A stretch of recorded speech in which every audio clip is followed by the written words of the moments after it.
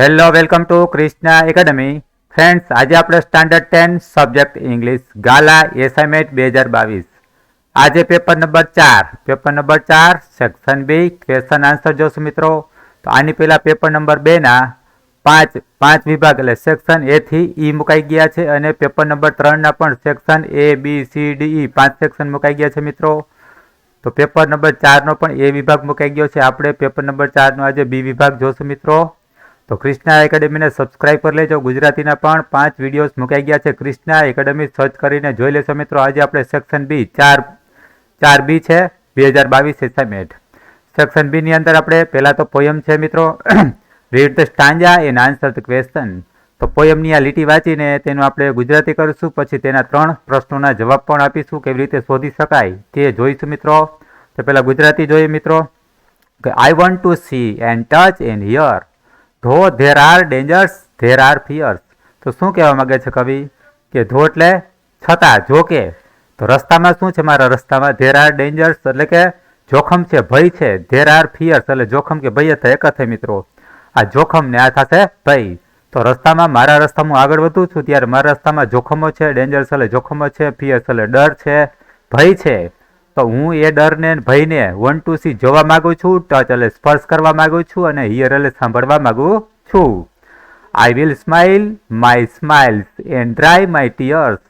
તો હું શું કહેવા માંગે છે? આ લીટીનો ભાવાર્થ શું થાય મિત્રો? કે હું મારી ખુશીઓ માણીશ. હું મારી જાતે બરાબર ખુશ રહીશ. હું મારી ખુશીઓ માણીશ. અને ડ્રાય માય ટીયર્સ એટલે હું મારા દુઃખ જાતે દૂર કરીશ. હું મારા દુઃખ જાતે દૂર કરીશ. Please let me speak my સે. મહેરબાની કરીને મારે જે કહેવું હોય તે મને કહેવા દો. તો લેટ મી એટલે મને, સ્પીક એટલે બોલવા દો, માય સે એટલે મારી વાત મને કહેવા દો, મારે જે કહેવાનું છે. ફરી એકવાર આપણે જોઈએ મિત્રો. તો અહીંથી ગુજરાતી કરીશું. ધો there are dangers there are fears. તો મારા રસ્તામાં આગળ વધું છું તો ત્યારે મારા રસ્તામાં જોખમો છે. ફિયર્સ એટલે ડર, ભય છે.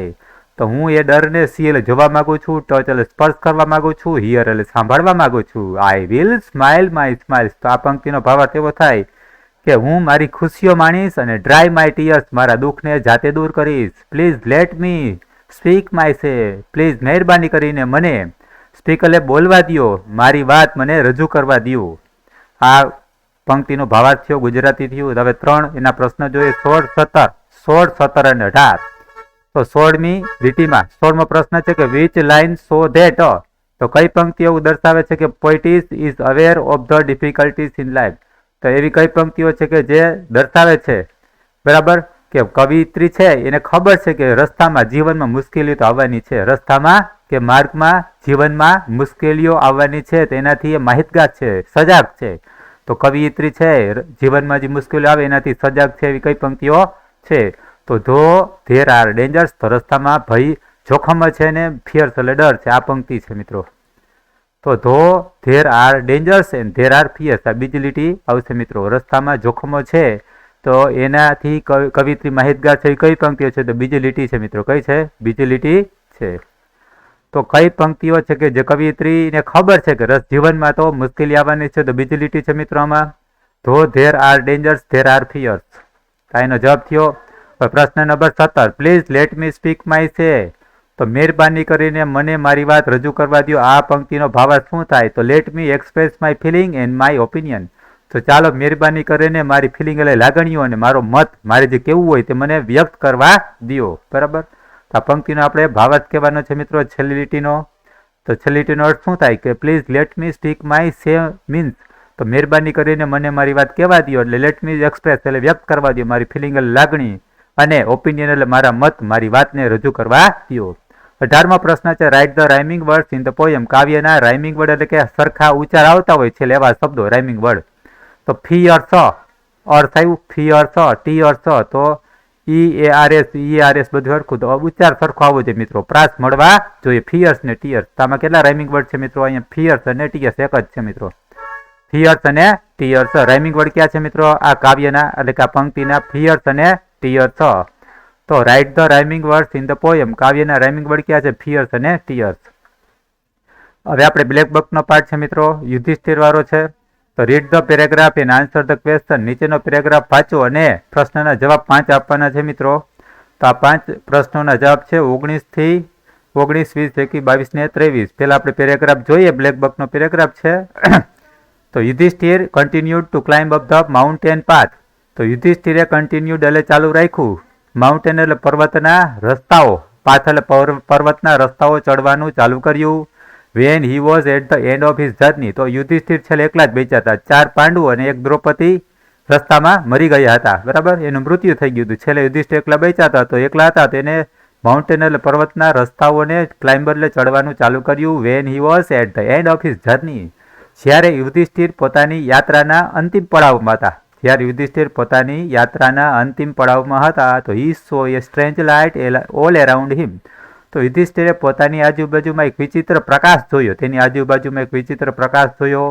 હી રેકોગ્નાઇઝ ઇન્દ્ર, તો કિંગ ઓફ ધ ગોડ્સ.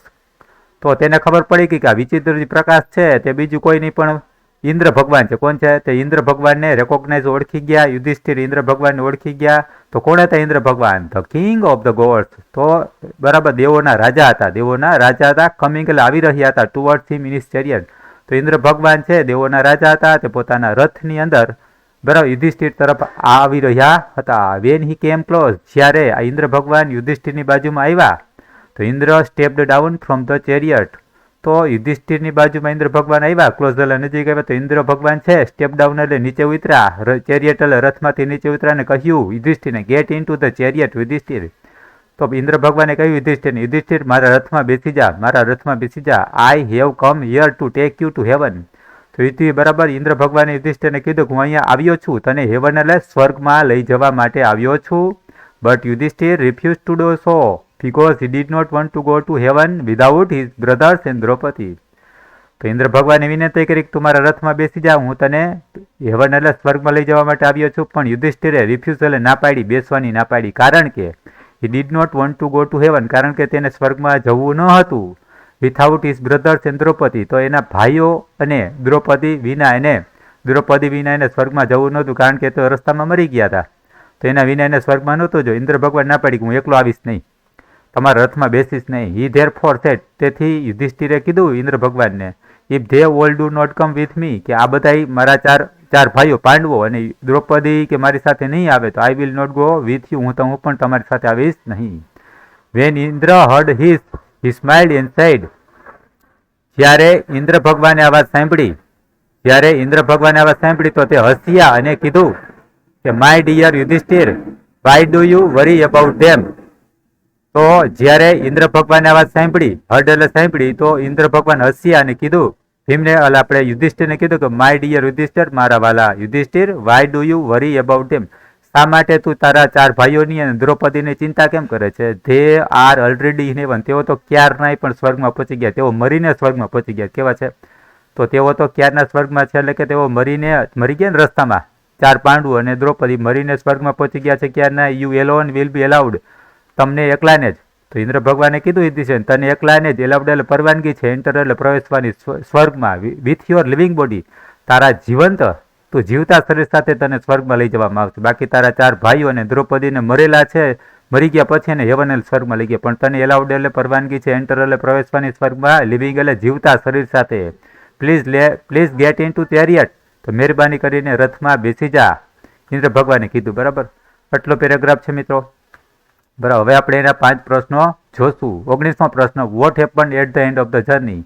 તો યાત્રાના અંતિમ પડાવમાં શું થયું? યાત્રાના અંતે શું થયું? What happen at the end of the journey. યાત્રાના અંતે શું થયું? તો અહીંથી લખાય at the end of the journey. યાત્રાના અંતિમ પડાવમાં Yudhishthir saw a strange light all around him. યુધિષ્ઠિરે એક વિચિત્ર પ્રકાશ જોયો તેની આજુબાજુમાં.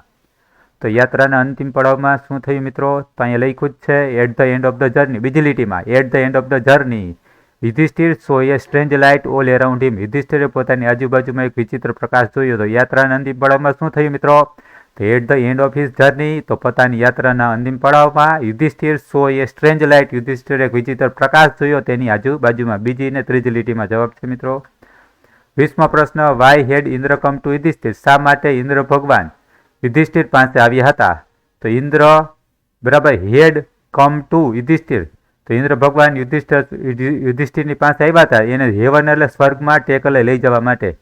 ઇન્દ્ર ભગવાન યુધિષ્ઠિર પાસે કેમ આવ્યા હતા? વાય એટલે શા માટે? તો એને ટુ ટેક હિમ ટુ સ્વર્ગ એટલે સ્વર્ગમાં લઈ જવા માટે આવ્યા હતા. તો અહીંયા ઇન્દ્ર ભગવાન કેમ આવ્યા હતા? બરાબર, તેને સ્વર્ગમાં લઈ જવા માટે. તો અહીંયા લઈ છે મિત્રો. તો બરાબર, ઇન્દ્ર ભગવાન ઇન્દ્ર કેમ ટુ યુધિષ્ઠિર. યુધિષ્ઠિર તો આ એટલે કોણ છે? તો બરાબર, તો ઇન્દ્ર છે, આ એટલે ઇન્દ્ર હેડ કમ બરાબર ધેર ટુ, અહીં ટીઓ ટુ આવશે, to take Yudhishthir to heaven. આ લીટી છે મિત્રો. ઇન્દ્ર ભગવાન કેમ યુધિષ્ઠિર પાસે આવ્યા હતા? ઇન્દ્ર ભગવાન તો Indra had come to Yudhishthira to take him to heaven. ક્યાં લઈ જવા માટે આવ્યા હતા મિત્રો? સ્વર્ગમાં લઈ જવા માટે આવ્યા હતા.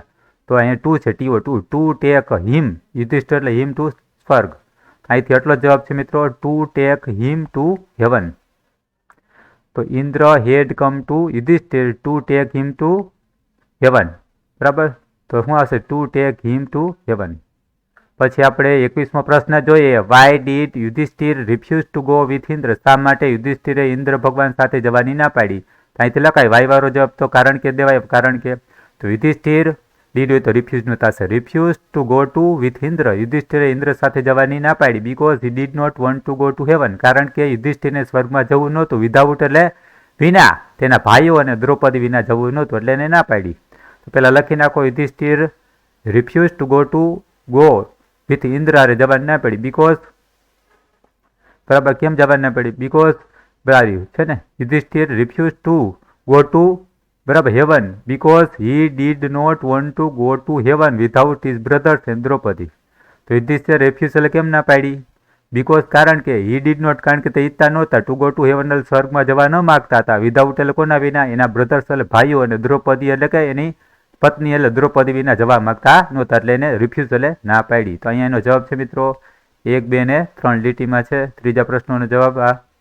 પછી આપણે 22મો પ્રશ્ન જોઈએ. વોટ ડીડ યુધિષ્ઠિર ટેલ ઇન્દ્ર? તો યુધિષ્ઠિરે ઇન્દ્રને શું કહ્યું? તો યુધિષ્ઠિર ડીડ હોય તો ટેલનું ટોલ્ડ થશે. તો યુધિષ્ઠિર ટોલ્ડ ઇન્દ્ર અને કીધું કે ઇફ હિઝ બ્રધર્સ, જો તેના ભાઈઓ અને Draupadi did not go with him, જો તેના ભાઈઓ અને દ્રૌપદી તેની સાથે નહીં આવે તો he would not go with, તે પણ તેની સાથે રથમાં બેસશે નહીં, આવશે નહીં. તો યુધિષ્ઠિર ટોલ્ડ ઇન્દ્ર, યુધિષ્ઠિરે ઇન્દ્ર ભગવાનને કીધું કે ઇફ ધે એટલે કોણ? 4 પાંડવો અને દ્રૌપદી. ઇફ હિઝ બ્રધર આવશે, if his brothers and Draupadi do not come with him, તો હી વુડ આવશે અહીંયા યુધિષ્ઠિર એટલે he would not go with him આવશે. એટલું અહીંયા ઇફ કરવાનું છે. ઇફ પછી ધે એટલે કોણ છે? His brothers and Draupadi all do not come with, પછી અહીંયા ઇન્ડાયરેક્ટ સ્પીચ એટલે હીનું થશે હિમ, પછી આ એટલે યુધિષ્ઠિર તો હી, પછી વિલનું થશે would, he would not go with him. આટલો પ્રશ્ન જવાબ છે. બરાબર, આ છેલ્લી લીટી છે એનો. તો અહીં છે Yudhishthir told Indra that if his brothers and Draupadi did not go with him. બરાબર, અહીંયા બરાબર his brothers and Draupadi did not go with him, he would not go with him. બરાબર, આટલું છે. બરાબર, Draupadi did not go with him, he would not go with him. હવે આપણે 23મો પ્રશ્ન જોઈએ. Why did Indra tell Yudhishthir not to worry about his brothers and Draupadi? તો શા માટે ઇન્દ્ર ભગવાન યુધિષ્ઠિરને કીધું કે તારે ચિંતા કરવાની જરૂર નથી તારા ભાઈઓ અને દ્રૌપદીની? તો આપણે વાય વાળો જવાબ છે તો અહીંથી લખો મિત્રો. તો ઇન્દ્ર બરાબર, ઇન્દ્ર ડીડ યુ તો ટેલનું told, Indra told Yudhishthir not to worry about his brothers and દ્રૌપદીની ચિંતા ના કર બીકોઝ કારણ કે એ તો બધા પહેલેથી સ્વર્ગમાં પહોંચી ગયા છે. બરાબર, they were already in heaven. એટલો જ પ્રશ્નનો જવાબ છે મિત્રો. આ ત્યાંથી લખવાનો છે Indra told Yudhishthir not to worry about his brothers and Draupadi because તેઓ કે તારી ચિંતા ના કરી તો પહેલેથી સ્વર્ગમાં પહોંચી ગયા છે. Because they were already in heaven, કારણ કે તેઓ તો ક્યારના સ્વર્ગમાં પહોંચી. બીકોઝ અહીંથી લખાય બીકોઝ ધે વેર, પછી ભૂતકાળ હોય તો શું થશે ઇન્ડાયરેક્ટ સ્પીચમાં? પછી ધે આરનું વેર ઓલરેડી ઇન હેવન. આટલો આ છેલ્લા પ્રશ્નનો જવાબ છે. બીકોઝ કારણ કે તારે ચિંતા કરવાની જરૂર નથી, તારે ચિંતા કરવાની જરૂર નથી because they were already in heaven, કારણ કે તેઓ ક્યારના સ્વર્ગમાં પહોંચી ગયા છે. હવે આપણે એક તો રિઝલ્ટ ડેટા છે મિત્રો. ડેટાને આન્સર આપવાના છે. પહેલાં તો આપણે ડેટા વાંચી જાય શું કહેવા માંગે છે. Annual clearance cell. તો આપણે દિવાળીનો જથ્થો આવ્યો હોય બરાબર, વધારે પડતો સ્ટોક આવી વેચાણો ના હોય તો છેલ્લે ડિસ્કાઉન્ટ આપીને સ્ટોક ખાલી કરેલ ક્લિયર કરે તો એનો સેલ રાખ્યો છે મિત્રો. એની વાર્ષિક ક્લિયરન્સ એટલે કે પૂરો કરવો, જથ્થો બરાબર પૂરો કરી નાખવો વેચાણમાં, એટલે કાપડનો ગમે પણ સેલ એટલે વેચાણ. તો દુલ્હન કલેક્શન કાપડની દુકાન છે મિત્રો. દુલ્હન કલેક્શન 30 થી 50% ડિસ્કાઉન્ટ છે 1 એપ્રિલ 2020 બરાબર 20 અહીંયા બરાબર 21 7 દિવસનો સેલ છે. કેટલા દિવસનો સેલ છે મિત્રો? 21 આવશે. અહીંયા કેટલા આવશે? અહીંયા અહીં એકડો લખવાનું ભૂલાઈ ગયું છે મિત્રો, 2021 આવશે. અહીંયા પણ કેટલા આવશે? 1 એપ્રિલ 2021 થી 7 એપ્રિલ 2021, એટલે અહીંયા બરાબર 0 ને બદલે કેટલા આવશે? 1 આવશે. તો 1 એપ્રિલ 2021 થી 7 એપ્રિલ 2021 એટલે 7 દિવસનો સેલ છે. અહીંયા 20 નથી પણ કેટલા છે મિત્રો? 21 છે. તો 1 એપ્રિલ થી 7 એપ્રિલ 7 દિવસ છે. અહીંયા પણ 21 આવશે. તો રેર ચાન્સ ટુ બાય, ભાગ્યે જ ખરીદવાનો મોકો મળે એવું છે. તો શું વેચાય છે આ દુકાનમાં? પટોળા વેચાય, કાંજીવરમ સાડી, ચંદેરી સાડી, આ બધી સાડી છે. પટોળા, કાંજીવરમ, ચંદેરી, મહેશ્વરી, તુષાર સાડી અને બીજા છે ડ્રેસ મટીરિયલ પણ વેચાય છે. શોપ નંબર 8 છે, અભિશિલ્પ છે, નિયર જજીસ બંગલો, બોડકદેવ, અમદાવાદ. ફોન નંબર એટલા છે મિત્રો. તો આના પ્રશ્ન જવાબ જોઈએ. 4 છે, વોટ ઇઝ ધીસ ડેટા? 24મો પ્રશ્ન કે આ ડેટા છે એનો છે? આ એક જાહેરાત છે, સ્ટોક ખાલી કરવાનો છે મિત્રો. તો this data is an advertisement. આ શેના ડેટા છે મિત્રો? તો શેના છે? એક જાહેરાત છે, સ્ટોક ખાલી કરવાનો છે. કાપડનો જથ્થો વધારે આવી ગયો, વેચાણું નથી, તો ડિસ્કાઉન્ટ આપીને ખાલી કરવાનો છે. તો જાહેરાત છે, એન એડવર્ટાઇઝમેન્ટ. 25મો પ્રશ્ન, what is sold in the shop? દુકાનમાં શું વેચાય છે? તો સાડીઓ વેચાય છે ને ડ્રેસ મટીરિયલ. પછી પેસિવ છે તો બહુવચન છે તો are sold in the shop. તો વોટને બદલે શું આવશે? સાડી, સારીસ, બહુવચનમાં સારીસ લગાય. Saris and dress materials are sold in the shop. તો દુકાનમાં બધી સાડી છે મિત્રો. આ sari, saris and dress material શું વેચાય છે દુકાનમાં? Saris and dress materials. પછી are sold in the shop. 26મો પ્રશ્ન, how much is the discount? Discount કેટલું આપવામાં આવે છે મિત્રો? તો ડિસ્કાઉન્ટ ઇઝ 30 to 50%, 30 થી 50% ડિસ્કાઉન્ટ છે મિત્રો. ઓફ એટલે ડિસ્કાઉન્ટ, ઓફ એટલે શું થશે? ડિસ્કાઉન્ટ. તો 30 થી 50% ઓફ એટલે ડિસ્કાઉન્ટ છે મિત્રો. તો ધ ડિસ્કાઉન્ટ ઇઝ 30 to 50% છે. પછી 27મો પ્રશ્ન છે, for how many days is the sale? Sale કેટલા દિવસનો છે? 7 દિવસનો છે. The sale is for 7 days. Sale કેટલા દિવસનો છે મિત્રો? 7 દિવસનો. અહીંયા 20 નથી પણ 21 છે. તો 1 તારીખથી 7 તારીખ એટલે 7 દિવસનો સેલ છે મિત્રો. કેટલા તારીખનો છે? 1 થી 7 તારીખ. અહીંયા 2021 થી 2021 છે અહીંયા બરાબર. તો અહીંયા છે 1 એપ્રિલથી 7 એટલે 7 દિવસ થાય. તો સેલ ઇઝ ફોર 7 days છે. હવે એક ડાયલોગ આપેલો છે, તેના પરથી આપણે પ્રશ્ન જવાબ શોધીને લખવાના છે મિત્રો. જોઈએ આપણે. તો read the dialogue and answer the question. Manager અને મિસ્ટર પટેલ છે. મેનેજર કહે છે, welcome to the Indian bank. આ એક મેનેજર હારે વાતચીત છે. તો એ બરાબર. તો કોઈ વ્યક્તિ ખાતું ખોલાવવા જાય છે, બેંકનું એકાઉન્ટ એને ખોલાવવું છે, બેંક એકાઉન્ટ ખોલાવવાનું છે. તો હવે બરાબર એની પાસે ઇન્ક્વાયરી કરે છે. તો મેનેજર કહે છે, welcome to the Indian bank. બેંકનું નામ છે ઇન્ડિયન બેંકમાં સ્વાગત છે તમારું. તો મિસ્ટર પટેલ છે, એને ખાતું ખોલાવવું છે. તો પૂછે છે, please inform me about different kinds of account. મને જુદા જુદા ખાતાની જાણકારી આપો. મેનેજર કહે તો ખાતા કે 3 પ્રકારના હોય, સેવિંગ એકાઉન્ટ હોય, કરંટ એકાઉન્ટ હોય ને રિકરિંગ એકાઉન્ટ હોય. તો મિસ્ટર પટેલ કે which account should I open? મારે કયા પ્રકારનું ખાતું ખોલાવવું જોઈએ? તો મેનેજર કે if you are A businessman હોય, તમે બિઝનેસ કરતા હોય ને, વેપારી હોય ને, તો તમારે કરંટ એકાઉન્ટ ખોલાવવું જોઈએ. જો તમે ઇફ નોટ તમે બિઝનેસમેન ના હોય તો તમારે સેવિંગ એકાઉન્ટ ખોલાવવું જોઈએ. તો મિસ્ટર પટેલ હું તો સર્વિસમેન છું, તો એને કયું ખાતું ખોલાવવાનું છે? સેવિંગ બેંક એકાઉન્ટ ખોલાવવાનું છે. તો એ કે મારે ડોક્યુમેન્ટ મારે ક્યાં કાગળિયાની જરૂર પડશે, કયા ડોક્યુમેન્ટ રજૂ કરવાના? તો મેનેજર કે એડ્રેસ પ્રૂફ, તમારું સરનામું બરાબર, રાશન કાર્ડનું જોશે, સરનામું જોશે, બે પાસપોર્ટ સાઇઝના ફોટોગ્રાફ જોઈએ. મિસ્ટર પટેલ કે how much money should I deposit initially? તો હું ખાતું ખોલાવું તો મારે શરૂઆતમાં કેટલા રૂપિયા જમા કરાવવા પડે? તો મેનેજર કે માત્ર 500 રૂપિયા જમા કરાવવા પડે. 500 રૂપિયા શરૂઆતમાં.